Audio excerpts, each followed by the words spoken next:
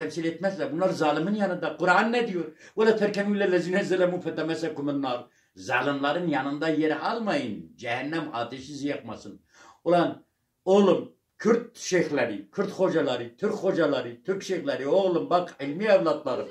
Benim size bir baba nasihatım var. Ben şu anda 5 tane hocalarımı temsil ediyorum. Başta Sayyidin Yükseli olmak üzere. Mala Muhammed Sadıklı Merhum. Seyyid Mele İbrahim Ağdad, Seyyid Mele Muhaddin Avli, Seyyid Abdurrahman Durrel ve Mele Muhaddin Hatun. Bunlar hepsi de Bediüzzaman görmüşlerdi. Bediüzzaman'da ilim öğrenmişler. Hele Sayyidin Yüksel. Oğlum Nurcular, profesörcüler, Ahmet Abdüzün şeysi İşaret-ül Azizi berbat ettiği gibi. Ulan Türk şeyh hocaları. Bak ben sizi Nubari Haniye bile Mevlüt'den çevirebiliyorum. Oğlum sizin farız sesiniz var mıdır? Oğlum şahsiyetli olun. İmam-ı Malik diyor el ilmu yuzaru ve la yazulu. İlim ziyaret edilecek. Kimse ziyaretine gitmeyecek.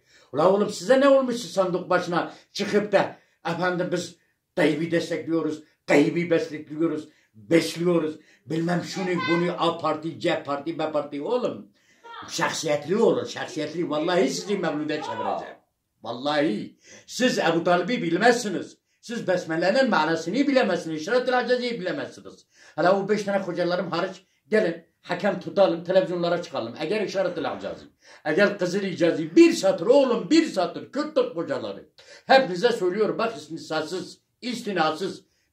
Birazcık da olsa Mele Süleyman'ı Diyarbakır benim hocalarımda yine biraz yaralanmış Bediüzzaman'ın üslubunu bilir. Eğer o da kader onu mahkum etmiş, şeyhlerin arkasına gidiyorlarsa, efendim şunun bunun şeyhleriyle birleşiyorlarsa, hala benim gibi açık tavır almazsa ben onu da aynı o diğerlerin safına sokacağım yani. Bizim o kabiliyetimiz, o şeyimiz var.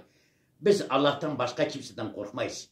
Ulan açık olun. Sadık başına gidiyorsanız yani İmam-ı Malik gibi olun. Onlar gelsiniz sizin ayakınıza. Siz ne onların AP parti arkasına gidiyorsunuz? Kızım kaç dakika?